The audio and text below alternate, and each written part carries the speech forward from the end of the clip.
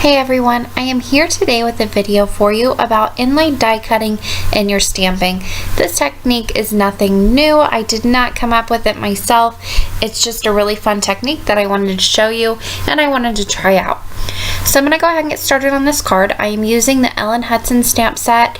It's called Cozy Christmas. It's a Christmas stamp set, but I use it all year round. And there are plenty more examples on my blog and also on YouTube of me using this stamp set, so a whole lot more inspiration. I'm going to go ahead and start with a piece of white cardstock in my MISTI, and it measures 2 inches, 2.5 inches by 5.5 inches. I'm going to go ahead and take one of the houses and place it right where I want it. I'm looking through that clear lid there just to make sure it's nice and straight and right where I want it. And I want my paper to be right in that corner nice and tightly. So I'm taking some paper tray ink. This is the Ocean Tides ink, and this is their dye ink. Now, what I've noticed with their ink is, and I don't know if their formula is the same as other inks like this, but it goes on a little splotchy at first, but then as it dries, it evens out. I did go ahead and double stamp all of these images though, just to give them a darker, more crisp impression. So I went ahead and double stamped that, and now I'm moving on to my second stamp here. I went ahead and lined that up. It is a different house stamp from the same stamp set, and I'm using the Autumn Rose ink, again from Paper Tray Ink, and I will just go ahead and stamp that down. Again, double stamp it, as you can see I'll do here, and then just stamp that down again, and it gives just a darker, more crisp image that way. And again, these inks will smooth out as they dry. That's just the nature of the ink. So I went ahead and I stamped that third house. It's a little bit bigger than that Autumn Rose one I stamped. And I stamped that in this Smoky Shadow ink from Paper Tray Ink. Here I'm just finishing up this row of houses.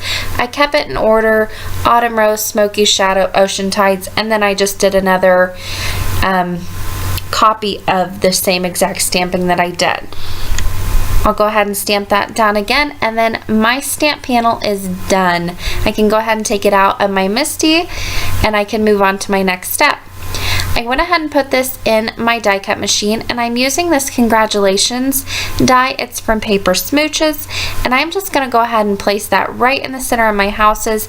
Make sure it's nice and straight because you are going to be using this, and then I'll go ahead and cut that out. Now I also took the 3 colors of ink that I used. They have coordinating cardstock, and I'm going to go ahead and cut a Congratulations from each one of those. I'll go ahead and run this through my Big Shot, and again, I'm not going to make you sit through all of that. So moving on, I've got this Lawn Fawn die set, and it's called Stitched Borders. These do come connected. I snipped mine apart, and what I did was I just lined them up on my mat. You can see it behind my die cut machine, and I put painter's tape over them.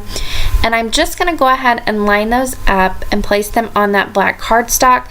I can run them through and get this nice faux stitching with them, and it just makes them nice and straight again, and it leaves a really cool background border on my black cardstock and just gives it a little bit more interest. So I'll go ahead and I ran that through once, and I'm just going to keep running this through. I'm going to line it up again here. Make sure it's nice and straight and about as evenly spaced as you can get it. This isn't going to be perfect, but as perfect as you can get it is always best. So I went ahead and placed that down, secured it with that painter's tape, and I'll go ahead and put my top cutting plate on and run that through. This is just going to give me, again, a nice interest border. Now you can see that one did not cut all the way across. That's okay. I just went ahead and took that same die out after I finished, lined that up, and it just snaps right into place. And I can run that through just so it finishes off the cardstock there and just gives it a nice complete look.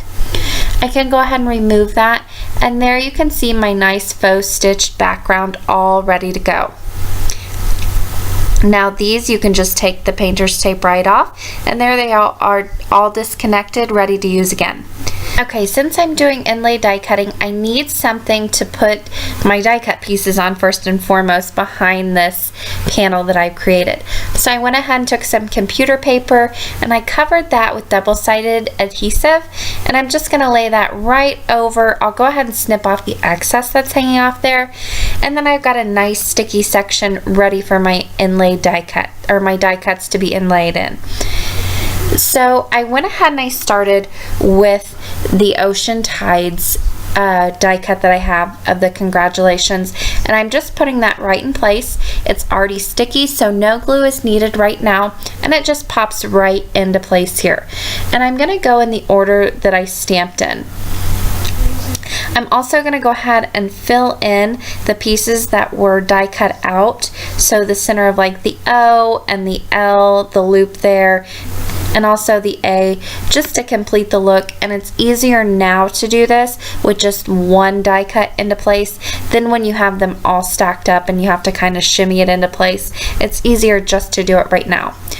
And I'm also using this quick sticks tool, which just helps the process go a little faster and my big bulky fingers don't get in the way. So moving on, I'm going to go ahead and I'm going to put the smoky shadow die cut down now, but I don't have any more sticky area, so I needed to put some glossy accents down. And I am just using an old paintbrush to do that, just so I can get teeny tiny little dots on, and my glue isn't going to smush out when I go ahead and place these on. So there you can see I'm just going to place this smoky shadow die cut on top of the Ocean Tides. Again, I'm going in the order I stamped in, just to keep with the images of the card that I've already stamped. Go ahead and place that down, and while I'm on this, don't forget to keep those little dots in your eyes and know where those are. That's important. I searched for like 10 minutes for one of mine. It was a mess. But anyway, moving on, I went ahead and put the Autumn Rose down. Again, same procedure, glossy accents using the brush. And then I'm going to go ahead and place that first one that I die cut out of the stamped image. And it's going to kind of disappear into the stamping. It's going to look like one piece now again, but it looks so cool because it's got that dimension and it pops up at you in your face a little bit and gives a little shadow. But again, it still looks like one piece, but you can still tell it's a word. It's really neat, and the video really doesn't do it justice. If once you see the pictures, you can really see how well this looks.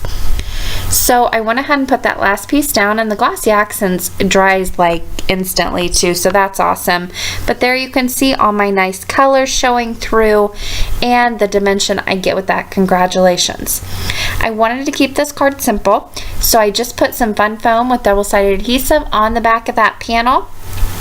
I'm going to go ahead and peel off the other side with the adhesive, the backing on that, and then I'm just going to center this on that black cardstock that I put the faux stitching on. So the faux stitching is going to pop out on the top and the bottom of that die cut panel, and it looks just really clean and simple, but also fun. So I went ahead and I put double-sided adhesive on the piece of my black cardstock, or on the back of my black cardstock, excuse me, and then I'm just going to center that in the center of an A2 top folding white card base, but it's going to open differently, so just a fun different card. I'll go ahead and place that down, make sure it's nice and secure, and I finished this off with glossy accents.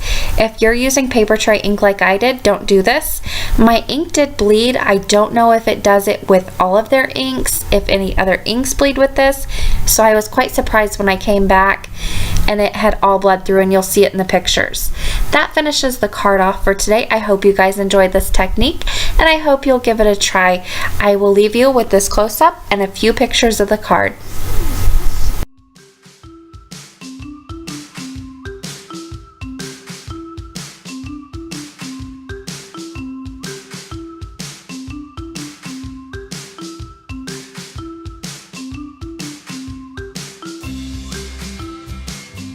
For more information and the supply list, you can visit my blog, craftingwhilecaffeinated.wordpress.com. Thank you guys so much for watching, and happy crafting.